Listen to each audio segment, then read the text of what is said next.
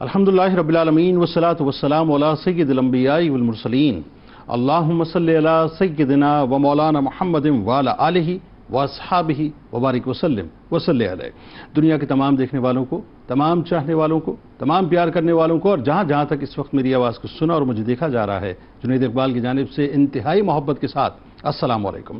ایک بار پھر ناظرین، آپ کو پر نور صبح نور کے ساتھ میں دل کی عطا گہرائیوں سے خوش آمدید کہتا ہوں، اور آئیے بلا توقف چلیں حضرت ابو انیس محمد برکت علیہ رحمہ کی تالیف اسماء النبی کریم صلی اللہ علیہ وآلہ وسلم سے رسول اللہ صلی اللہ علیہ وآلہ وسلم کے اسم مبارک پڑھنے اور سننے کی سعادت حاصل کرتے ہیں۔ سیدنا الغوث صلی اللہ علیہ وآلہ وسلم، ہمارے سردار، داد رسی فرمانے والے، درود و سلام بھیجے اللہ آپ صلی اللہ علیہ وآلہ وسلم پر، آپ صلی اللہ علیہ وآلہ وسلم کے آل پاک پر اور صحابہ کرام رضوان اللہ تعالیٰ علیہم اجمعین پر۔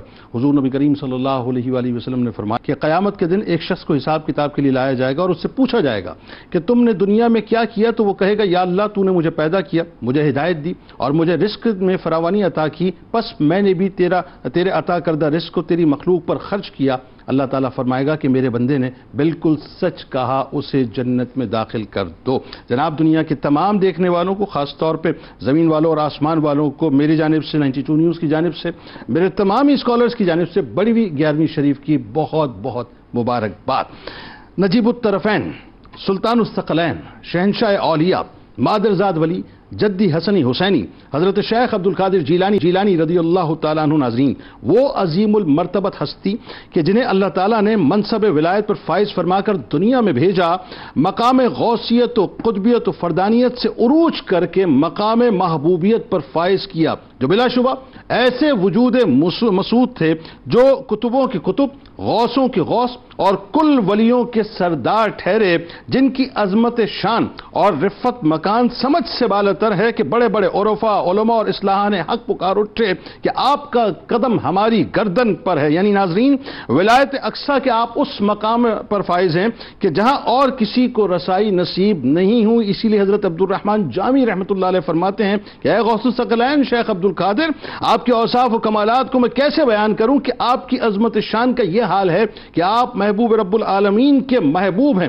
حضرت امام حسن کے بیٹے اور حضرت امام حسین کی مقدس آل ہیں علیہم السلام۔ ناظرین کرام، حضرت شیخ عبدالقادر جیلانی رضی اللہ تعالیٰ عنہ فنا فی اللہ اور فنا فی الرسول کی اعلیٰ ترین منزل پر فائز تھے۔ اللہ تبارک و تعالیٰ نے آپ رضی اللہ تعالیٰ عنہ کے وجود مبارک کو سراپا کرامت بنایا تھا کہ جو رمضان المبارک میں روزے دار بن کر آئے، جو ماں کے پیٹ ہی سے 18 پارے حفظ کر آئے، جن کے راستوں کو فرشتے ناز سے سجاتے تھے، جن کو رحمان کے کارکن اپنے پاس بلاتے تھے، ولایت جن کے اجداد اور اقربا کی پہچان ہے، تقوی و پرہیزگاری جن کے گھرانے کی شان ہے، جن کا قدم تمام اولیاء کی گردن پر ہے، جن کا چرچا سرور دو جہاں صلی اللہ علیہ وآلہ وسلم کے در پر ہے، جن کی شان تمام اولیاء میں نرالی ہے، مقام و مرتبہ جن کا سب سے عالی ہے، جن کی سخاوت عقل سے ماورا ہے، جن کی خیرات سے ہر ولی کا کاسا بھرا ہے، جو اپنی ماں سے جدا ہوئے تحصیل علم کے واسطے، جو بغداد کو چلے فیضان مدینۃ العلم کے واسطے، درست العلم کی شاہراہ پر چل کر جو کتب بن گئے، عجم تو عجم عرب کے بھی جو محبوب بن گئے، جن کی صداقت سے گناہگاروں کو توبہ نصیب ہوئی، جن کی ایک نگاہ سے ڈاکوؤں کو ولایت نصیب ہوئی، حصول علم کی راہ میں جو بے انتہا تکلیف سے گزارے گئے، جنگلوں، بیابانوں اور صحراؤں میں بھوکے پیاسے پھرائے گئے، جن کا کردار سب سے یگانہ ہے، جن کے اوصاف کا ہر زمانہ دیوانہ ہے، واز جنہوں نے شروع کیا حکم سرکار سے، دل پسیج جاتے تھے جن کی گفتگو کی مہکار سے، جن کی درسگاہ علم کی ترویج کی رہبر بنی، جن کی خانقاہ روحانی دنیا کی محور بنی، جن کی خدمات دین کی راہ میں مثالی ہیں، جو بیک وقت مصطفی و علوی فیضان کے والی ہیں۔ ناظرین کرام، کیا شان ہے حضور غوث الاعظم کی کہ محی الدین کے لقب سے جو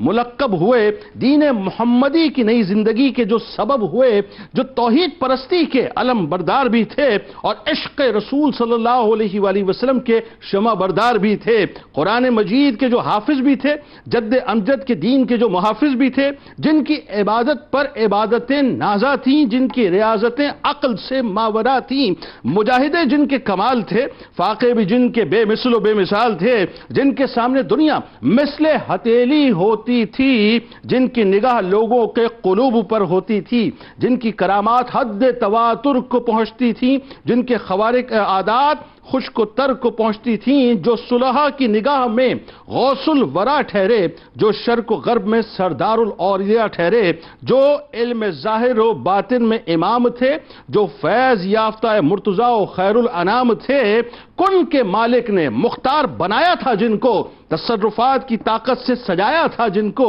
نگاہ تھی جن پر مصطفیٰ کریم کی، عطا تھی جن کو رب عظیم کی، جن کی توصیف اکابرین امت کرتے ہیں، جن کی غلامی کا خاص و عام دم بھرتے ہیں، مریدی لا تخف فرما کر جو مریدوں کا خوف دور کرتے ہیں، ان جیسا اپنے چاہنے والوں پر وہ ہر گھڑی نظر رکھتے ہیں، ان جیسا نہ کوئی آیا اور نہ کوئی آئے گا، ولایت کا پیالہ ہر ایک انہی کے در سے پائے گا۔ ناظرین کرام، غوث الورا کی بارگاہ وہ بارگاہ ہے جہاں ہر گھڑی ہر پل فرشتے کرم کی برکھا برساتے ہیں، جہاں انسان تو انسان، جنات بھی خطبات کو سننے آتے ہیں اور اپنے سروں کو جھکاتے ہیں، جہاں ابن جوزی جیسے قد آور بھی منہ پر کفر لگاتے ہیں اور میوے حیرت نظر آتے ہیں، جہاں ابن تیمیہ بھی ادب کے القابات کے ساتھ حاضری لگاتے ہیں، جہاں مستنجد باللہ جیسے حکمران بھی ہاتھ باندھے ہوئے کھڑے نظر آتے ہیں، لشکر ایوبی کے چیف ایڈوائزر ابن قدامہ بھی جن کے فیض یافتہ نظر آتے ہیں، یعنی فاتح بیت المقدس صلاح الدین ایوبی بھی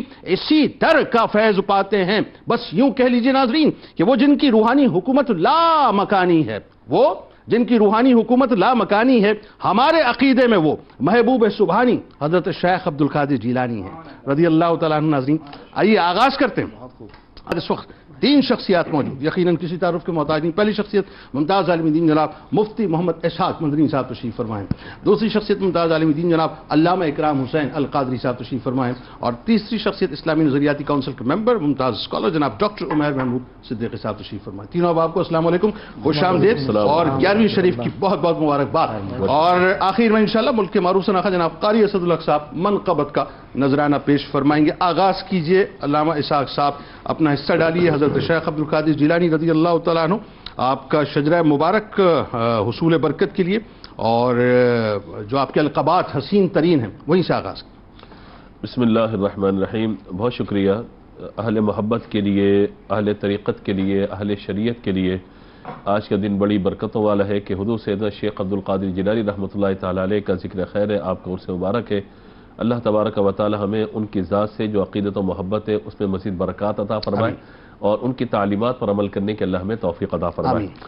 حضور سیدنا شیخ عبدالقادر جیلانی رحمۃ اللہ تعالی علیہ کی ہستی اس اعتبار سے بڑی عظیم ہے کہ اولیاء کرام میں اللہ تبارک و تعالی نے جو مقام آپ کو عطا فرمایا وہ ہمیں کسی اور کا نظر نہیں آتا، اس لیے آپ کا لقب ایک غوث الثقلین ہے، یعنی سیدنا امام حسن مجتبی رضی اللہ تعالیٰ عنہ کا لقب غوث الثقلین ہوا اور دوسرا آپ کا لقب غوث الثقلین ہوا، اس اعتبار سے کہ جن و انس کے غوث ہونا یہ سیدنا امام حسن مجتبی رضی اللہ تعالیٰ عنہ کی شان ہے، اور یہی اللہ تبارک و تعالیٰ نے آپ کو بھی شان عطا فرمائی۔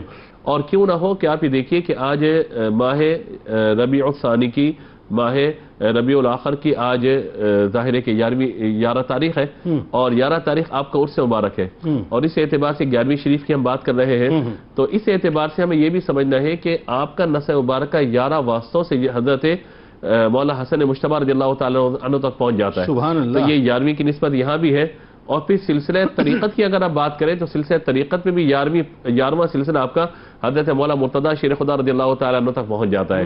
تو طریقت کے اعتبار سے بھی 11 سلسلے اور نسب کے اعتبار سے بھی 11واں سلسلہ آپ کا وہاں پر پہنچ رہا ہے، تو اس اعتبار سے ہمیں دیکھنا ہوگا کہ اللہ تبارک و تعالیٰ نے آپ کو یہ سعادتیں، رحمتیں اور برکتیں عطا فرمائی ہیں۔ دوسری میں ایک چیز آپ کو یہ عرض کروں القابات کی طرف آنے سے قبل کہ علماء کو جب آپ دیکھیں گے آپ کی سیرت پہ بات کرتے ہوئے، یعنی شریعت کے جو علماء ہیں وہ جب آپ کے سامنے بات کرتے ہیں آپ کے لیے تو وہ آپ کو جلیل القدر عالم مانتے ہیں، بے مثال مدرس مانتے ہیں، اور اپنے وقت کا عظیم الشان مفتی مانتے ہیں علماء کرام کے اعتبار سے۔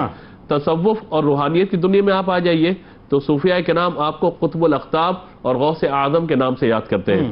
اسی طریقے سے آپ سماجی خدمات کے اعتبار سے وہ دور پورا دیکھیے تو آپ کو نظر آئے گا کہ بغداد شہر کے اندر اس کے اطراف میں اگر کوئی سماجی رہنما آپ کو نظر آتا ہے، سماج کی معاشرے کی خدمت کرنے والا، لوگوں کو تحصیل علم کے ساتھ ساتھ ان کی روزی روٹی کا بھی اہتمام کرنے والا، تو سرکار غوث پاک کی ذات آپ کو وہاں پہ نظر آئے گی. سبحان اللہ. اسی طریقے سے چوتھا پہلو میں چاہتا ہوں کہ آپ اگرچہ عملی طور پہ سیاست میں کہیں پہ موجود نہیں رہے، آپ کا سیاست میں کوئی کردار نظر نہیں آتا ہمیں، لیکن اس کے باوجود آپ یہ دیکھیے کہ جب وہاں پر فتوحات کا معاملہ ہوتا ہے، بغداد پر حملہ ہوتا ہے، دیگر جگہوں کا معاملہ ہوتا ہے، تو اس وقت بھی آپ کی تیار کردہ ٹیم مجاہدین اسلام کی نظر آتی ہے آپ کو کہ سرکار غوث پاک رحمۃ اللہ تعالی علیہ کے تیار کردہ افراد آپ کو وہاں پر فتوحات کرتے ہوئے نظر آتے ہیں. بالکل ایسا. نہ صرف یہ بلکہ اگر میں دو ہستیوں کا نام یہاں پہ برکت کے لیے ذکر کر سکوں تو سلطان نور الدین محمود زنگی رحمۃ اللہ تعالی علیہ اور دوسرے سلطان صلاح الدین ایوبی رحمۃ اللہ تعالی علیہ، یہ دو وہ ہستیاں ہیں کہ جب آپ دیکھیے کہ بیت المقدس کی فتوحات کا معاملہ ہو رہا ہے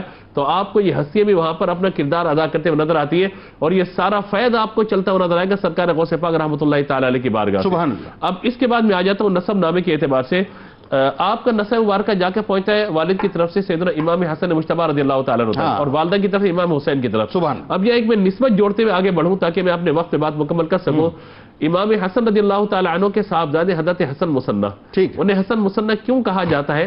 ان کی سیرت آپ پڑھیے، حسن مصنع بمعنی مشابہت رکھنے والے امام حسن سے، اور امام حسن مشابہت رکھنے والے نبی پاک علیہ الصلوۃ والسلام سے، تو گویا کہ ہو بہو مشابہت امام حسن کی امام حسن مصنع، تو اس اعتبار سے انہیں حسن مصنع کہا جاتا ہے. ان کی شادی ہوئی ہے اپنے چچا کی لڑکی یعنی حضرت امام حسین رضی اللہ تعالیٰ عنہ کی صاحبزادی حضرت فاطمہ بنت حسین سے، ان سے ان کے صاحبزادے ہوئے حضرت عبداللہ محد رضی اللہ تعالیٰ عنہ. اب یہ سلسلہ سرکار غوث پاک رحمۃ اللہ تعالیٰ علیہ کے جاتے ہوئے وہاں تک پہنچ جاتا ہے. تو میں یوں کہتا ہوں کہ حسنی فیض بھی آپ میں نظر آتا ہے، حسینی فیض میں بھی آپ آج تشریف فرما ہے، اور والدہ کی طرف سے تو ظاہر ہے والدہ کی طرف سے حسینی فیض آپ کو نظر آتا ہے. اسی لیے سیدی اعلیٰ حضرت رحمۃ اللہ تعالیٰ علیہ نے اس کو کس انداز سے بیان فرمایا تاکہ ان کی بات بھی ہوتی رہے ساتھ. فرماتے ہیں کہ نبوی می علوی فصل بطولی گلشن، حسنی پھول حسینی ہے مہکنا تیرا. پھر کہتے ہیں نبوی ذل علوی برج بطولی منزل، نبوی ذل علوی برج بطولی منزل، حسنی چاند حسینی ہے اجالا تیرا. اور ابن زہرا کو مبارک و عروس قدرت، قادری پائیں تصدق میرے دولہا تیرا. تو حسینی حسنی کیوں نہ محی الدین ہو، اے خضر مجمع بحرین ہے چشمہ تیرا. یعنی اعلیٰ حضرت نے بتا دیا کہ بھائی غوث پاک سے پیار اس لیے کرنا ہے بنیادی طور پہ، اور اس لیے بھی کرنا ہے کہ آپ گلشن سیدہ کائنات بی بی فاطمہ الزہرا سلام اللہ علیہا کے مہکتے ہوئے پھول ہیں. اچھا اب ذرا یہ بتائیے علامہ صاحب کہ اب ظاہر ہے اوصاف و معاصم کا تو تذکرہ جو ہے وہ ہم صبح و شام کرتے رہیں، لیکن چند ایک باتیں خاص طور پہ بتائیے کہ جو آپ کی شخصیت کی مقناطیسیت کی وجہ بنی، بتائیے ذرا. بسم اللہ الرحمن الرحیم. سب سے پہلے تو آپ کو، میرے دائیں اور بائیں بیٹھے اجلہ علماء کو اور دیکھنے والے تمام ناظرین کو حضور شہنشاہ بغداد رضی اللہ تعالی عنہ سے منسوب یہ عظیم اور بابرکت دن جسے دنیا 11ویں شریف کہتی ہے جناب بہت بہت مبارک ہو. خیر مبارک. اور اللہ تعالیٰ اس کی برکتیں، آج کے دن کی رحمتیں ہمارا مقدر اور ہمارا نصیب فرمائے. ناصر سنت ہیں، سید الزاہدین ہیں، اور آپ رہبر عابدین ہیں، آپ امام التقا بھی ہیں اور امام النقا بھی ہیں، شہنشاہ بغداد ہیں، اور دنیا آپ کو غوث العظم رضی اللہ تعالی عنہ کہتی ہے. بقول اعلیٰ جلوہ شان قدرت بھی ہیں. سبحان اللہ، بے شک. اچھا یہاں ایک لطیف بات یہ ہے، اور آپ نے میرا خیال ہے کہ گزشتہ آپ کے ساتھ جو اس موضوع پر پروگرام ہوا اس میں آپ نے یہ بات سرنامہ کلام میں ذکر کی تھی کہ ولایت میں انبیاء کا اثر داخل ہوتا ہے، اور جس نبی کا اثر اس ولایت کو ملے تو اسی کا فیض ذات میں جاری ہوتا ہے، جو جس قدم پہ ہوتا ہے. بالکل ٹھیک ہے، جس کے قدم پہ ہوتا ہے. بالکل. اور پھر آپ جب حضور شہنشاہ بغداد رضی اللہ تعالی عنہ کی ولایت کو دیکھتے ہیں، آپ کی شخصیت کو دیکھتے ہیں، آپ کے کارناموں کو دیکھتے ہیں، آپ کے کردار کو دیکھتے ہیں، تو ہمیں اس میں سارے کا سارا رنگ، ڈھنگ، انداز اور کیفیت امام الانبیاء صلی اللہ علیہ وآلہ وسلم کا اس لیے آپ کی ولایت کو طریق محمدی کی ولایت کہا جاتا ہے. اب اس ولایت کے باب میں جب مقناطیسیت کی ہم بات کرتے ہیں، اس اٹریکشن کی بات کرتے ہیں کہ ساری دنیا کے افراد، انسان تو انسان، دیگر مخلوقات بھی آپ کی جانب متوجہ ہوتے ہوئے نظر آتے ہیں. وہاں میں علماء کی ایک بحث نظر آتی ہے کہ حسن ملیح کیا ہے اور حسن سبیح کیا ہے. واہ کیا اچھی بات کر رہے ہیں. کائنات صلی اللہ علیہ وسلم نے جناب یوسف کے حوالے سے فرمایا تھا اخی یوسف اصبح وانا املح، میرے بھائی یوسف کا جو حسن ہے وہ میٹھا ہے اور میرا مصطفیٰ کا جو حسن ہے وہ نمکین ہے. پھر اس پر بحث کرتے علماء نے کہا جو میٹھا حسن ہوتا ہے وہ مخصوص طبقہ فکر کو اپنی جانب متوجہ کرتا ہے، لیکن جو نمکین حسن ہوتا ہے اس کا وار ہر ایک پر چلتا ہے. اور اسی کا اثر اور اسی کا نتیجہ شہنشاہ بغداد کی ذات میں ہمیں نظر آتا ہے. اگر جناب یوسف پر صرف خواتین متوجہ ہوتی ہیں تو امام الانبیاء کی جانب انسان تو انسان ساری مخلوقات متوجہ ہوتی ہیں. اور پھر وہی فیضان جب شہنشاہ بغداد کو حاصل ہو اور ولایت کے طریق میں انہیں طریق محمدی حاصل ہو اور پھر وہ حسن کی مقناطیسیت شہنشاہ بغداد کے چہرے پر ہو تو پھر وہاں بچے بھی نظر آتے ہیں، وہاں جوان بھی نظر آتے ہیں، وہاں پھر ہر طبقہ فکر اور ہر طبقہ سوچ کے افراد نظر آتے ہیں. وہاں پھر آپ کو مخصوص کسی ایک پیٹرن پر چلنے والے افراد نظر نہیں آتے، وہاں اہل طریقت بھی نظر آتے ہیں، اہل شریعت بھی نظر آتے ہیں، وقت کے علماء اور صلحاء وہاں زانو تلمذ طے کر کے بیٹھتے ہوئے اور فیض حاصل کرتے ہوئے نظر آتے ہیں، تصوف کے سرخیل بھی نظر آتے ہیں. بالکل. اور پھر اس کی وجہ صرف اور صرف یہ نظر آتی ہے کہ کائنات کے تاجدار صلی اللہ علیہ وآلہ وسلم کی جملہ خصوصیات کا مظہر ولایت کے باب میں اگر کسی ہستی کو کہا جائے، گردانا جائے، ڈکلیئر کیا جائے، وہ کوئی اور نہیں، وہ سید الزاہدین حضور شہنشاہ بغداد رضی اللہ تعالیٰ عنہ. بلکہ یوں کہیے کہ جہاں انسان تو انسان، جنات بھی نہ نظر آنے والے جنات بھی نظر آتے ہیں، نہ نظر آنے والے جنات نظر آتے ہیں. غوث الثقلین کا لقب ہی آپ کو اس وجہ سے دیا گیا. اچھا پھر جب یہ بات ہمارے سامنے آ گئی تو ہم جب آپ کے اوصاف کی جانب بات کرتے ہیں تو وہ سارے اوصاف محمدی صلی اللہ علیہ وسلم کا فیضان اور اس کا عکس آپ کی ذات میں نظر آتا ہے. آپ کا چہرہ بارونق، چہرے پر ہمیشہ مسکراہٹ، سبحان اللہ. جبکہ ساتھ سیرت نگار یہ بھی بیان کریں کہ کثرت کے ساتھ گریہ وزاری کرنے والے ہیں.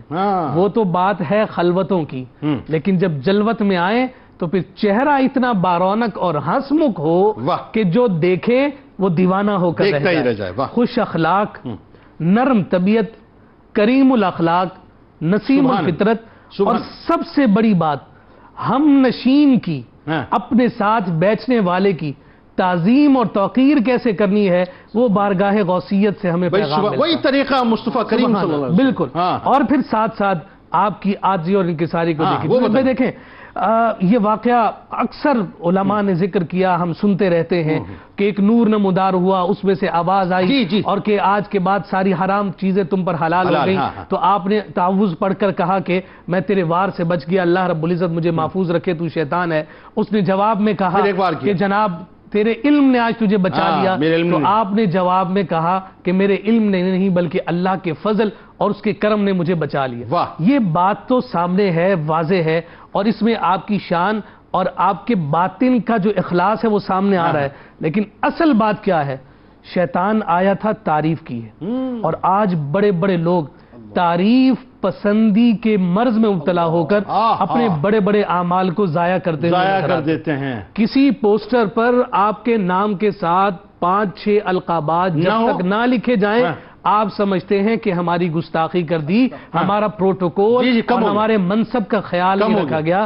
یہاں شہنشاہ بغداد کو ایسی کیفیت کے ساتھ بیان کیا جا رہا ہے، لیکن آپ جواب میں کہہ رہے ہیں جو کچھ ہے میرے رب جلال کے کرم اور اس کے فضل کی وجہ سے ہے. اس لیے شہرت طلبی اور ساتھ تعریف پسندی کا سد باب جس ذات سے ہمیں نظر آتا ہے وہ ذات ذات غوثیت ہے. سبحان اللہ. یعنی عجب سے اپنے آپ کو آپ نے بالکل دور رکھا. اب آئیے ذرا ڈاکٹر صاحب، آپ کی ہستی کا ایک بہت ہی اہم ترین پہلو، اور یہ وہ پہلو ہے کہ جس کو اگر ہم بنیادی طور پہ اس کا صحیح طور سے انالیسس کریں تو ہمیں آپ کی زندگی میں 2 باتیں بڑی خاص نظر آتی ہیں. ایک تو یہ کہ ظاہر علم کی طلب، اس پہ آگے جا کے گفتگو ہوتی ہے، لیکن یہ جو زہد و تقویٰ ہے، یہ جو عبادات کا پہلو، یہ جو مجاہدات کا پہلو، یہ جو ریاضتوں کا پہلو ہے آپ کی زندگی کا، وہ ایسا ہے صاحب کہ آپ نے رہتی دنیا تک ایک پیغام دے دیا کہ اگر اس راستے کا مسافر بننا ہے اور اس کی منزل کو پانا ہے تو پھر اسی طریق پر چلنا ہوگا جس طریق پر میں چلاؤں. بتائیے ذرا. بسم اللہ الرحمن الرحیم. زہد و تقویٰ کے امام جنہیں اللہ رب کریم نے صرف اپنے ہی زمانے میں نہیں بلکہ تمام زمانوں کا شریعت اور طریقت کا امام بنایا ہے، حضور سیدنا غوث اعظم رضی اللہ تعالی عنہ پر اللہ کا سلام ہو. حضرت شاہ عبدالحق محدث دہلوی رحمۃ اللہ علیہ نے جب آپ کے زہد و تقوی اور ورع کا ذکر کیا تو آپ نے چند جملوں میں آپ کی صفات کو کوشش کی ہے کہ اس کا ایک اظہار اپنی محبت کے انداز سے کر سکیں. ٹھیک ہے. آپ فرماتے ہیں کہ آپ کا جو طریقہ ہے وہ شریعت اور حضور علیہ الصلوۃ والسلام کی سنت میں شدت لزوم کے اعتبار سے بے نظیر ہے. واہ واہ واہ. مشائخ اثر میں سے جس قدر آپ نے شدت ریاضت کو اختیار کیا فرماتے ہیں کہ آپ کا ہمسر اور آپ کا برابر اس میں کوئی نہیں تھا. واہ. تفویض کامل یعنی وَأُفَوِّضُ أَمْرِي إِلَى اللَّهِ. اب آپ قرآن کی آیات کے پیش نظر اس کو دیکھیں. تفویض کامل کہ زہد کا عالم یہ تھا کہ اپنا سب کچھ اللہ تبارک و تعالیٰ کے سپرد کر دیا. واہ. حول اور قوت سے براعت یعنی اگر میں گناہوں سے بچتا ہوں یا نیکی کرتا ہوں تو یہ قوت تو اللہ کی جناب سے ہے، میری طرف سے کچھ نہیں. فرماتے ہیں کہ قلب اور روح اور نفس کی موافقت کے ساتھ اپنے آپ کو مکمل طور پر اللہ تبارک و تعالیٰ کی بارگاہ میں سرنڈر کر دینا. آہا. اور پھر فرماتے ہیں کہ اتحاد ظاہر و باطن یعنی قلب اور زبان کا فاصلہ نہ ہونے کے برابر ہے. ایسا نہیں ہے کہ زبان پر کچھ اور ہے اور قلب میں کچھ اور ہے.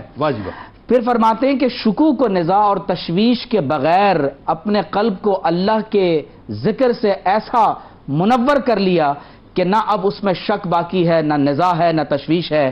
آپ کے قول اور فعل میں اتحاد ہے، لزوم اخلاص ہے، ہر حال میں زہد و تقوی اور ورع کے ساتھ اللہ کی فرما برداری کرنے والے ہیں اور کتاب و سنت کی پیروی کے ساتھ ثبوت مع اللہ، خالص توحید، مقام عبودیت مع ملاحظہ کمال ربوبیت اور احکام شریعت کی اسرار حقیقت کے مشاہدے کے ساتھ ایسی پیروی کامل کہ آپ کا کوئی مد مقابل نہ اس دور میں تھا نہ قیامت تک کوئی ہوگا. ڈاکٹر صاحب ایک جملہ ذرا اس میں اضافہ جی. شیخ عبدالحق محدث دہلوی رحمۃ اللہ علیہ ایسا نہیں لگتا کہ جیسے آپ کی زیارت کر کے جو یہ ساری باتیں بیان کر رہے ہیں؟ میں آپ سے کیا جنید بھائی عرض کروں کہ آپ خود جب یعنی یہ جو آپ نے جو کچھ لکھا ہے آپ فرماتے ہیں کہ نحیف البدن، میانہ کشادہ سینہ، لمبی چوڑی داڑھی مبارک، گندمی رنگ، پیوستہ ابرو، بلند آواز، پاکیزہ سیرت اور بلند مرتبہ، علم کامل اور اثر غالب کے حامل.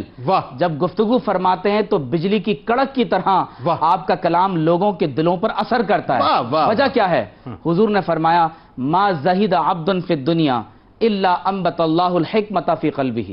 دنیا میں کوئی زہد اختیار نہیں کرتا مگر یہ کہ اللہ حضور کی حکمت کو اس کی زبان پہ جاری فرما دیتا ہے. یعنی زہد ہے، یہ بنیاد زہد ہے. اور پھر ارشاد فرماتے ہیں حضور علیہ الصلوۃ نے فرمایا اور پھر اللہ تعالیٰ اسے دنیا کے عیوب بھی دکھا دیتا ہے اور ان امراض کا علاج بھی بتا دیتا ہے.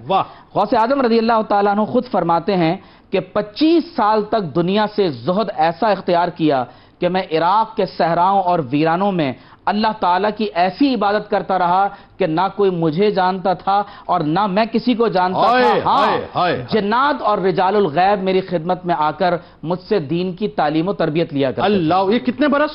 تقریباً 25 برس تک زہد کا یہ عالم رہا. 2.5 ڈیکیڈز. جی. اور پھر آپ فرماتے ہیں ربع صدی تقریباً ہو گئی.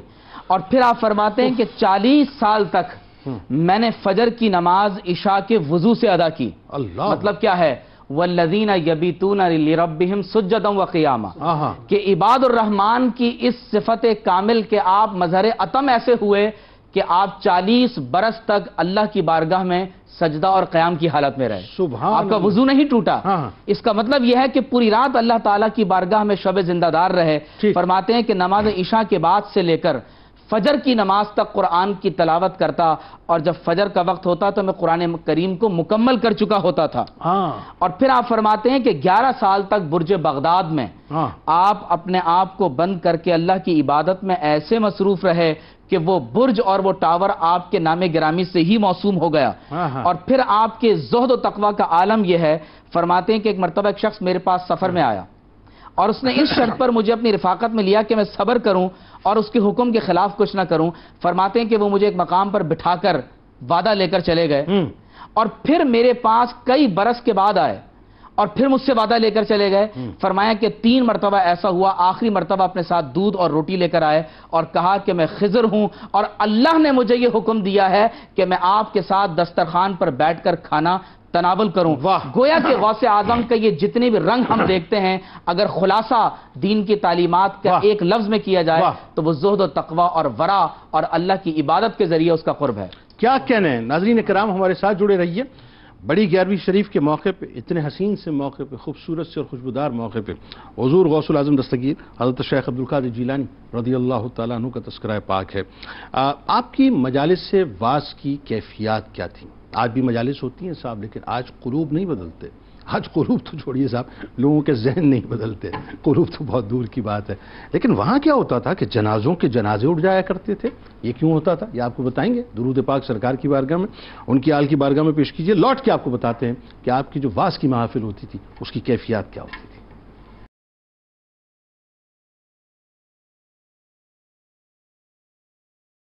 جناب ایک بار پھر میں آپ کو خوش آمدید کہتا ہوں. بڑی 11ویں شریف کا موقع ہے. حضور غوث العظم دستگیر حضرت شیخ عبدالقادر جیلانی رضی اللہ تعالیٰ عنہ کی بارگاہ میں ہدایے ہیں. اور آئیے ساجد چشتی صاحب کا جو کلام ہے وہ ہمیں اپنی طرف متوجہ کرتا ہے کہ اسرار حقیقت سے شناسا جو ولی ہے، اسرار حقیقت سے آپ کی توجہ چاہیے تینوں احباب کی، کہ اسرار حقیقت سے شناسا جو ولی ہے وہ غوث جلی غوث جلی غوث جلی ہے. جس میں شہ کونین کا ہے نور فروزاں وہ نیر تاباں، زہرا کا دلارا ہے جو دل بند علی ہے وہ غوث جلی غوث جلی غوث جلی ہے. جس کے سبھی اقوال ہیں حکمت کے خزانے، کوئی مانے نہ مانے. شیریں سخنی جس کی کہ مصری کی ڈلی ہے وہ غوث جلی غوث جلی غوث جلی ہے. بچپن سے جو تھا صدق و صداقت کا حوالہ وہ عظمتوں والا، جو گلشن پنجتن کی تر و تازہ کلی ہے وہ غوث جلی غوث جلی غوث جلی ہے. سبحان کا محبوب ولایت کا ہے شہباز، اللہ نے پرواز وہ جس نے کہ نفس اپنے کی دے رکھی بلی ہے وہ غوث جلی غوث جلی غوث جلی ہے.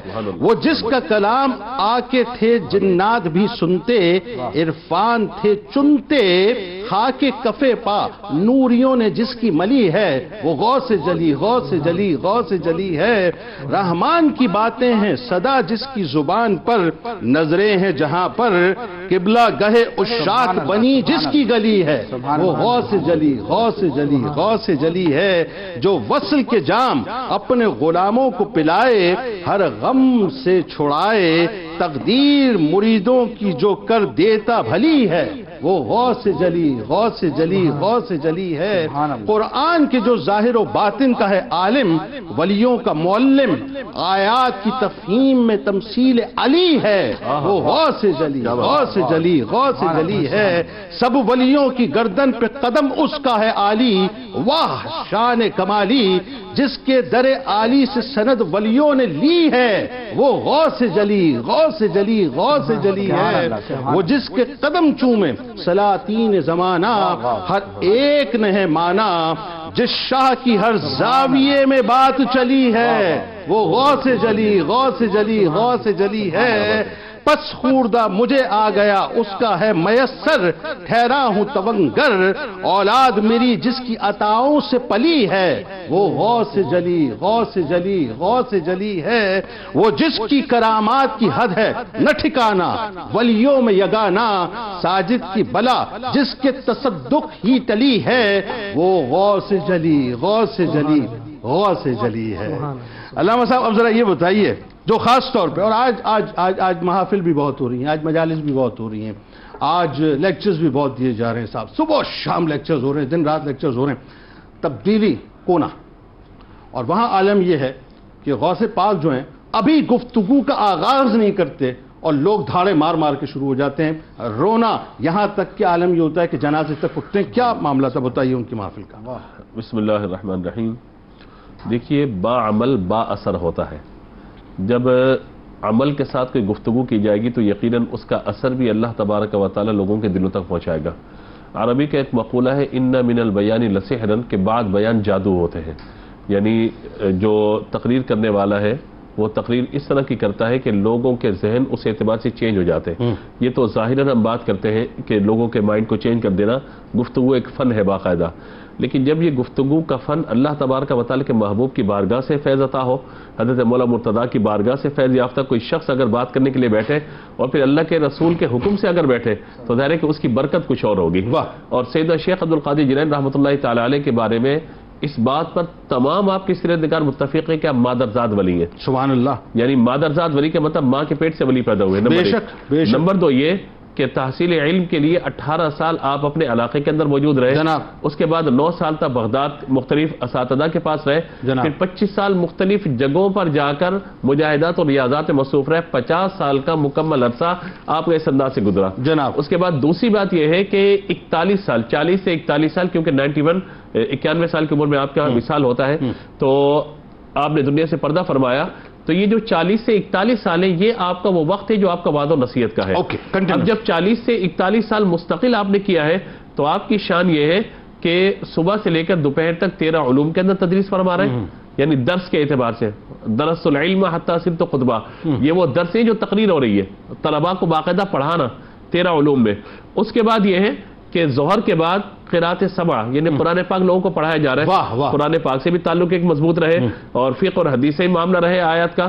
اور اس کے ساتھ ساتھ تیسری بات یہ ہے کہ آپ ہفتے میں 2 دن وعد و نصیحت فرماتے ہیں. اب ظاہر ہے کہ جب ہفتے میں 2 دن آپ نے وعد و نصیحت کا معاملہ فرمایا تو لوگ دور دور سے آپ کی خدمت میں حاضر ہوتے تھے. اور حاضر ہونے کے بعد کیفیت یہ ہے کہ ابتداءً لوگ کم ہوتے تھے، مجمع بڑھنے لگا یہاں تک کہ علماء نے لکھا ہے کہ ایک وقت میں 70 ہزار اس وقت افراد آپ کے پاس موجود ہوتے تھے. آج تو 10,000 افراد کو 10 لاکھ کرنا سوشل میڈیا کے تھرو کوئی ناممکن بات نہیں ہے. لیکن اس دور کے اندر 70,000 افراد کا ایک وقت میں جمع ہو جانا وعد و نصیحت. اور دوسری بات ہے کہ اور کسی قسم کی پبلسٹی نہیں ہے. ہاں پبلسٹی نہیں ہے، کوئی پوسٹ نہیں آئی، نہ کوئی ساؤنڈ سسٹم ہے، نہ کوئی آواز پہنچانے کا ذریعہ ہے. سرکار غوث پاک رحمۃ اللہ تعالی علیہ کو اللہ نے یہ سعادت عطا فرمائی کہ ظاہر ہے کہ جب منتخب ہوئے تشریف فرما ہوئے نا تو آواز آپ کے منہ سے نکلتی ہے، جو سامنے بیٹھا ہوا سن رہا ہے، آخر میں بیٹھا ہوا اسی طریقے سے آپ کی آواز کو سماعت فرما رہا ہے. اور فقط انسان نہیں بلکہ آپ غوث الثقلین ہوئے تو جنات بھی آپ کی مجلس میں حاضر ہوتے ہیں اور وعد و نصیحت کو سماعت فرماتے ہیں. جملے کی اجازت اگر دیں، جملہ میں نے پہلے بھی عرض کیا تھا ادب کے ساتھ. یہ لوگ کہتے ہیں ایسا کیوں؟ میں کہتا ہوں بڑا آسان معاملہ ہے. قدم مصطفیٰ پہ تھے، سرکار کا موجودہ تھا حجت الوداع کے موقع پہ. حجت الوداع میں 1,24,000 صحابہ تھے، جو پہلے بیٹھے ہوئے تھے وہ بھی سن رہے تھے اور جو آخری تھے وہ بھی سن رہے تھے. تو یہ تو وہ معجزہ تھا، یہ کرامت ہے، بڑی سادی سی بات ہے. سیدھا غوثیہ میں آپ نے خود فرمایا وَكُلُّ وَلِيٍّ لَهُ قَدَمٌ وَإِنِّي عَلَىٰ قَدَمِ النَّبِيِّ عَلَيْهِ السَّلَامِ بَدِّ الْكَمَالِ کہ ہر نبی ہر ولی کسی نہ کسی نبی کے قدم پر ہے اور میں اپنے جد امجد حضرت محمد مصطفیٰ صلی اللہ تعالی علیہ وآلہ وسلم کے قدم مبارک پر ہوں. جب وہ قدم مبارک کا فیض ہے تو تبھی آپ یہ فرما سکتے ہیں قدمی ہادی علی رقبۃ کل ولی اللہ کہ میرا یہ قدم تمام اولیاء کی گردنوں پر ہے. تو دوسری گزارش میں یہ عرض کرنا چاہتا ہوں کہ 40 سال وعد و نصیحت اور اس کا اثر کتنا ہوا کہ آج بھی تعلیمات غوث اعظم رضی اللہ تعالیٰ عنہ لوگوں کے درمیان موجود ہے. اگرچہ عمل کی بات کہ ہم کرتے ہیں تو عمل ہمیں نظر نہیں آتا. عمل کی بات اگر ہم کریں تو 15 سال تک روزانہ قرآن پاک کی تلاوت ہے، یعنی ایک قرآن پاک روزانہ تلاوت کرنا ہے باوجود ان تمام مصروفیات کے.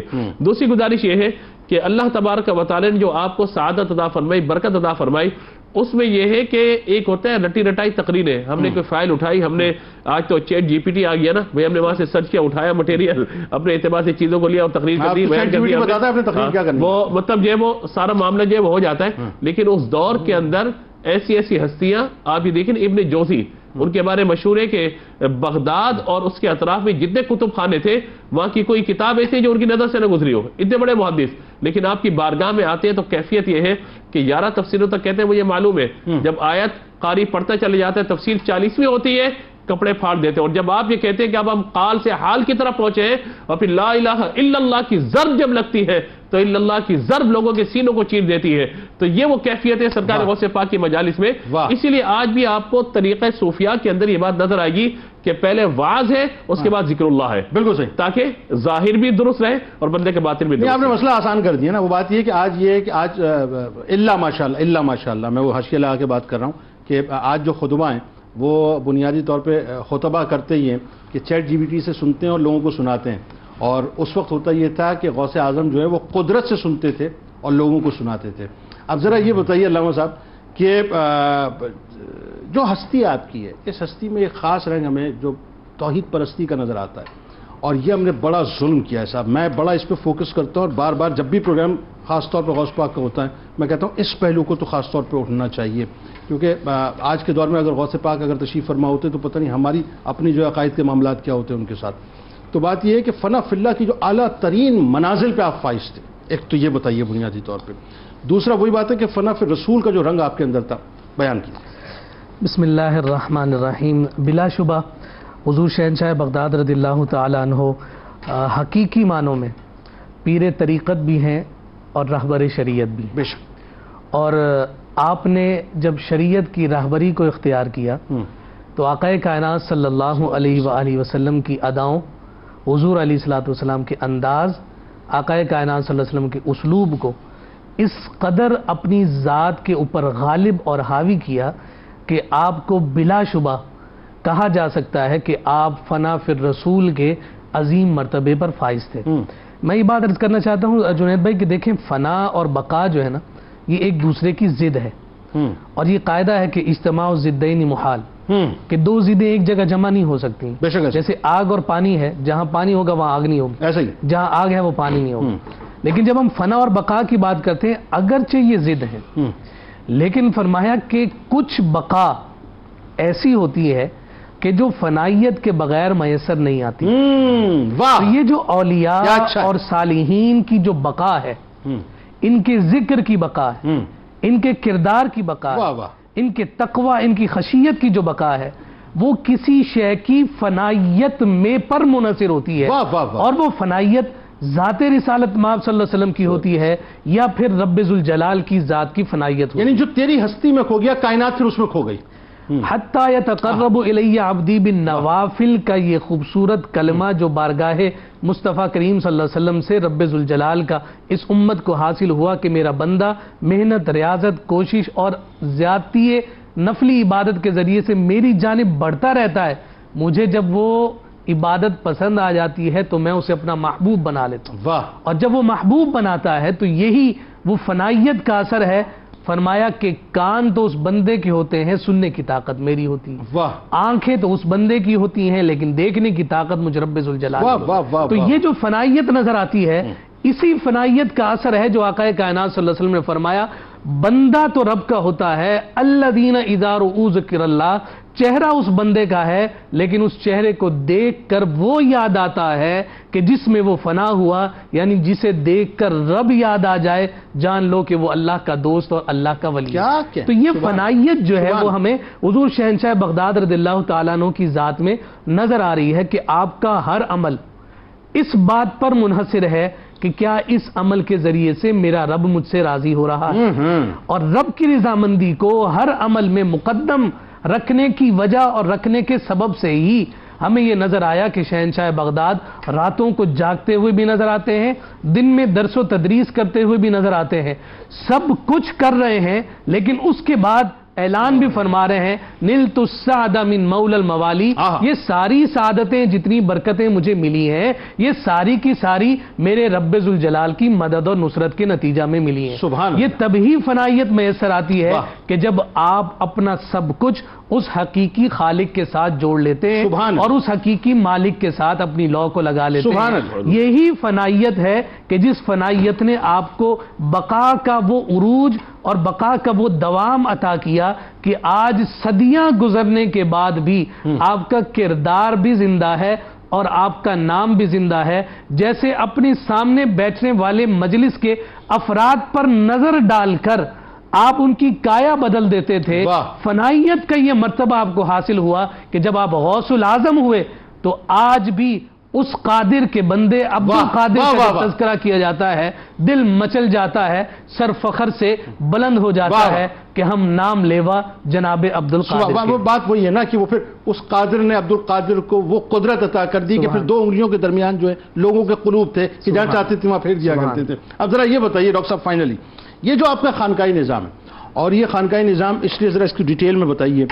آج میرا اپنا ماننا یہ ہے کہ اگر ہم اپنے خانقاہی نظام کو درست کر لیں صاحب تو اس میں کوئی دوسری رائے نہیں ہے کہ یہ جو جتنی بھی سیاسی ٹربلنس معاشرے میں معاشرتی ٹربلنس ہے، معاشی ٹربلنس ہے، ایون اب جو ہم پلپلے سے ہو گئے صاحب کہ اب جو ہے آگے بڑھ کے جہاد بھی کرنا جو ہے وہ نہیں چاہتے، یہ سب کچھ جو ہے اس کی روٹ میں اگر خانقاہی نظام کو ہم اس طرح سے شامل کر دیں جیسا شیخ عبد القادر جیلانی نے ترتیب دیا تو صورتحال بڑی دوسری ہے۔ تو ایک تو ان کے خانقاہی نظام کے بارے میں بتائیے۔ اچھا، آپ کا جو منہج تربیت اور تزکیہ تھا وہ بھی ذرا ضرور لوگوں کو بتائیں تاکہ پتہ چلے صاحب کہ کس انداز سے اپنی اوور آلنگ ہمیں کرنی چاہیے۔ حضور غوث اعظم رضی اللہ تعالیٰ عنہ کا فرمان ہے کہ ہر وہ طریقت جس کی تصدیق شریعت سے نہ ہو تو سمجھ لو کہ شیطان تم سے کھیل رہا ہے۔ ٹھیک ہے، اگر آپ کے خانقاہی نظم کو سمجھنا ہے، آپ کے منہج تربیت کی اہمیت کو جاننا ہے تو ہمیں یہ دیکھنا ہوگا کہ آپ کا عہد مبارک کیا ہے۔ سن 470 ہجری کی ولادت ہے، 561 ہجری میں آپ کا وصال ہو رہا ہے، کروسیڈز اپنے عروج پر ہے، مسلمان باہمی دست و گریباں ہیں، علماء اور صوفیہ دین سے دوری اختیار کر رہے ہیں، اساسنز اور باطنی فرقہ اور جو فلسفیانہ تحریکات ہیں وہ اسلام کے خلاف کھڑی ہو رہی ہیں، اور یہ وہ عہد ہے کہ جب جوئش نائٹ ٹیمپلرز باقاعدہ بیت المقدس کو نعوذ باللہ من ذالک کروسیڈرز کے ساتھ بند کر جو ہے وہ دوبارہ نعوذ باللہ من ذالک حاصل کرنا چاہتے ہیں، ایسے عہد میں 73 برس بغداد میں 7 نسلوں کی تربیت کرنے والے ہیں غوث اعظم رضی اللہ تعالی عنہ۔ سبحان اللہ، سبحان اللہ۔ اس کی امپورٹنس کو آپ دیکھیے کہ شیخ ابن تیمیہ نے لکھا ہے کہ اگرچہ حضرت محی الدین غوث اعظم رضی اللہ تعالی عنہ کی کرامات تواتر سے ثابت ہیں، لیکن آپ کی سب سے بڑی کرامت مردہ دلوں کی مسیحائی ہے۔ واہ واہ واہ واہ۔ آپ دیکھیے کہ 5 عباسی خلفاء آپ کے عہد سے گزر رہے ہیں، اور آپ نے جو قادریہ یونیورسٹی کا افتتاح فرمایا ہے جناب، اور بغداد میں بیٹھ کر جو اس زمانے کا سیاسی، روحانی، معاشی، علمی مسلمانوں کا ذہنی مرکز ہے، 7 نسلوں کی تربیت کر رہے ہیں۔ اور جو میں اب عرض کرنے لگا ہوں، مجھے تمام ناظرین کے اس پر خصوصی توجہ چاہیے کہ تعلیم و تربیت، تادیب و تزکیہ، دعوت، واعظ کے ساتھ علماء کی اصلاح، حکام کی اصلاح، صوفیہ کی اصلاح، تحریک باطنیت کا رد، اس کے ساتھ امر بالمعروف نہی عن المنکر اور دعوت بین غیر المسلمین۔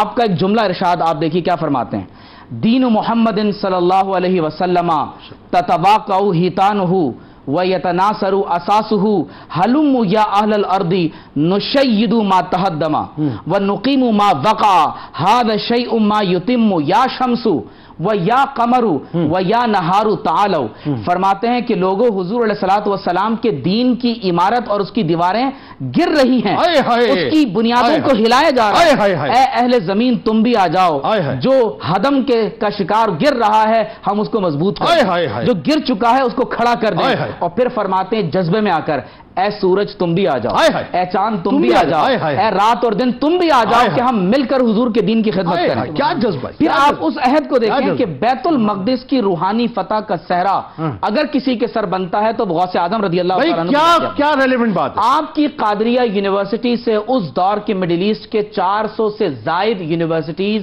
تعلیمی ادارے الحاق کر چکے تھے، جس میں مدرسہ ادویہ شیخ ادی بن مسافر، مدرسہ سہروردیہ شیخ ابو نجیب عبد القادر سہروردی، مدرسہ بیانیہ ابو البیان بنا محمد بن محفوظ، مدرسہ شیخ رسلان، حضرت امام رفائی کا مدرسہ، مدرسہ رفائیہ، مدرسہ شیخ ماجد کردی، اور اسی طرح آپ کے صاحبزادے حضرت عبد الرزاق بن عبد القادر کی زوجہ تاج النساء بنت فضائل، جو اس دور میں خواتین کے درمیان کام کرتی رہیں۔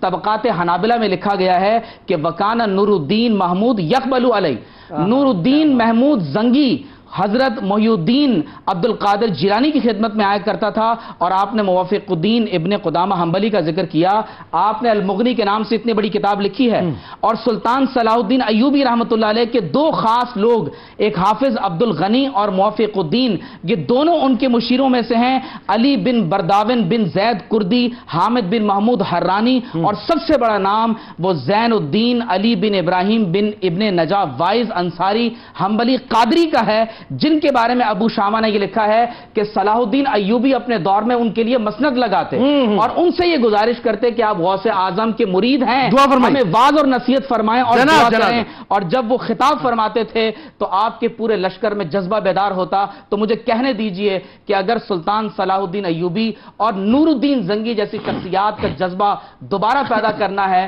تو غوث اعظم کی نگاہ چاہیے ہوگی۔ بھائی 100%, 200%. جزاک اللہ آپ تینوں احباب، اور اللہ تعالیٰ آپ لوگوں کو بہت ترقیاں عطا فرمائے، رفعت عطا فرمائے، کل بروز محشر غوث اعظم کا صدقہ ذکر کرنے والوں اور سننے والوں کو عطا فرمائے کہ بس آج 11ویں پہ غوث اعظم آپ بہت یاد آئے، بہت یاد آئے، بہت یاد آئے، بہت یاد آئے۔ اے شیخ عبد القادر جیلانی رضی اللہ تعالیٰ عنہ، آج آپ کا تذکرہ کیا، واللہ باللہ تاللہ ہم اس تیقن کے ساتھ اس بات کو کر رہے ہیں کہ ہماری بات اس وقت بغداد کی فضاؤں کے ذریعے سے، یقیناً بلکہ یہ کہیے کہ یہ فضاؤں کے ذریعے سے، بغداد کی فضاؤں میں، بغداد کی فضاؤں کے ذریعے سے آپ کے روضہ اطہر تک ضرور پہنچے گی، اس تیقن کے ساتھ، اس دعا کے ساتھ کہ اللہ تبارک و تعالیٰ ایک بار پھر ہمیں غوث اعظم رضی اللہ تعالیٰ عنہ کا صدقہ عطا فرما دے، اور ایک بار پھر ان کے صدقے سے ہمیں کوئی ایوبی عطا فرما دے، ایک بار پھر ہمیں کوئی زنگی عطا فرما دے، ایک بار پھر ہمیں کوئی ابن قدامہ عطا فرما دے، کیونکہ اب ستم بالائے ستم یہ ہو چکا کہ مسلمانوں کو زندہ درگور کیا جا رہا ہے، اور بائیڈن وہاں بیٹھ کر یہ کہتا ہے کہ یہ تعداد جو بتلائی جا رہی ہے یہ بھی غلط ہے، مسلمان جھوٹ سے کام لے رہے ہیں، مسلمانوں کا میڈیا جھوٹ سے کام لے رہا ہے۔ اے اللہ ہماری مدد کر دے اور ہمیں کوئی ایک بار پھر صلاح الدین ایوبی عطا کر دے جو غوث اعظم کا صدقہ لے کر ایک بار پھر کھڑا ہو جائے اس مسجد اقصیٰ کے لیے جس مسجد اقصیٰ کے دروازے کو آج مسلمانوں پر بند کر دیا گیا ہے۔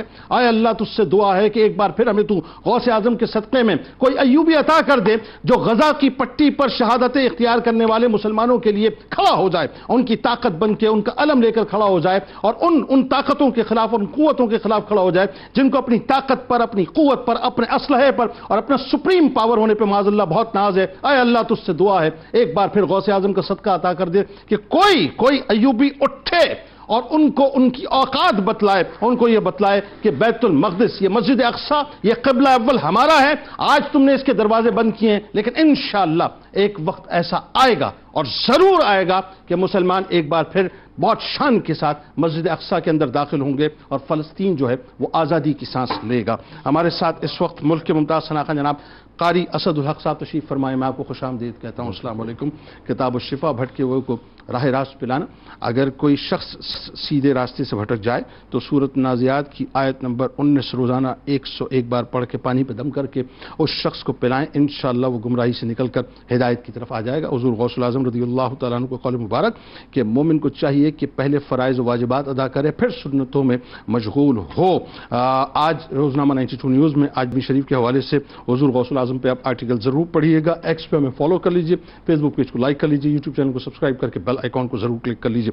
آپ وہاں موجود ہیں، یہاں موجود ہیں، مل کے نعرہ لگائیں گے، لیکن اس سے پہلے ذرا اپنی روح سے تجدید عہد وفا، لا یؤمن احدکم حتی اکون احب الیہ من والدہ وولدہ والناس اجمعین۔ اللہ تعالیٰ آپ کا، ہمارا، ہم سب کا، پاکستان کا، امت مسلمہ اور خاص طور پہ اپنے فلسطینی بہن بھائیوں کے لیے، بچوں کے لیے، بزرگوں کے لیے ضرور دعا کیجیے۔ اللہ تعالیٰ ہم سب کا حامی و ناصر ہو، آمین۔ پاکستان کا مطلب کیا؟ لا الہ الا اللہ محمد رسول اللہ صلی اللہ علیہ وآلہ وسلم۔ غوث اعظم عبد قادر مظہر شان رسول غوث اعظم عبد قادر مظہر شان رسول بانٹتے بغداد میں ہیں آپ، فیضان رسول بانٹتے بغداد میں ہیں آپ، فیضان رسول۔ آپ کو شاہ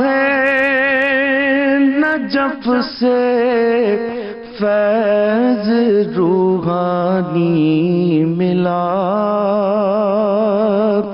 آپ کو شاہ نجف سے فیض روحانی ملا، آپ پر تھا بالیقین سایہ دامان رسول، آپ پر تھا